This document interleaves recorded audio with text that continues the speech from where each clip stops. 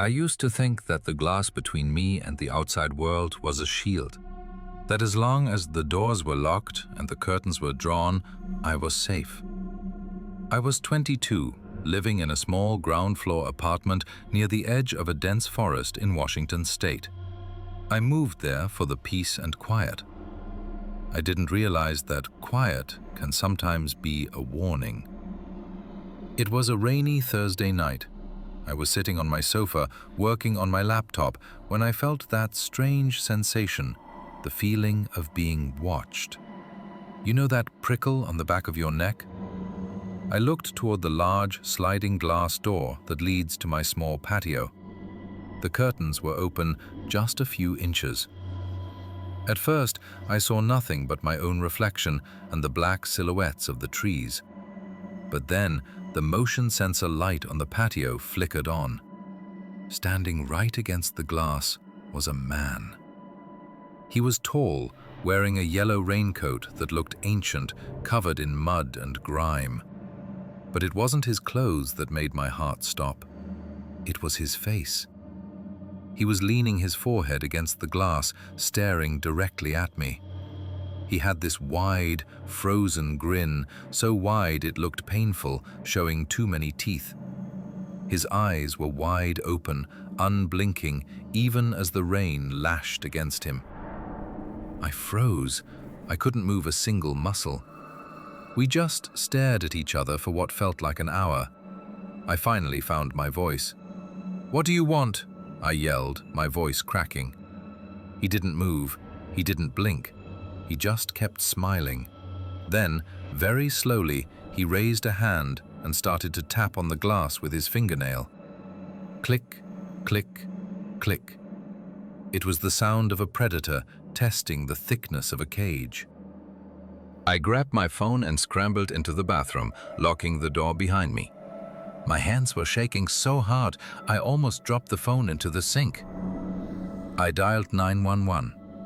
The operator told me to stay on the line and that a patrol car was 5 minutes away. 5 minutes. In that moment, 5 minutes felt like an eternity. While I was waiting, the apartment went silent. Then, I heard a sound that made me want to vanish into the floor. It was the sound of my front door handle turning. Then the scratching started. Not at the door, but at the bathroom wall. He wasn't at the window anymore. He was inside. I remembered then, I had left the sliding door unlocked when I went out to take the trash earlier. My own stupidity was going to be the end of me. I heard his footsteps on the linoleum. They were heavy and wet. Squelch, squelch, squelch. He stopped right outside the bathroom door. I held my breath, praying he wouldn't hear my heart thumping.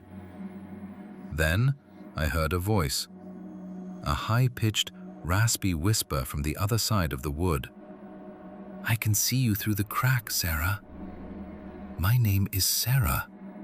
How did he know my name? I looked at the bottom of the door. I saw the tips of his muddy yellow boots. Then he did something even more terrifying. He started to hum. It was a nursery rhyme, but distorted and slow. He started to lean against the door, pushing his weight into it. The wood began to creak. Suddenly, the blue and red lights of the police car flashed through the small bathroom window.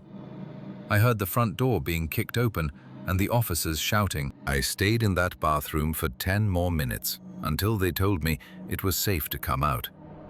When I finally stepped out, the apartment was empty.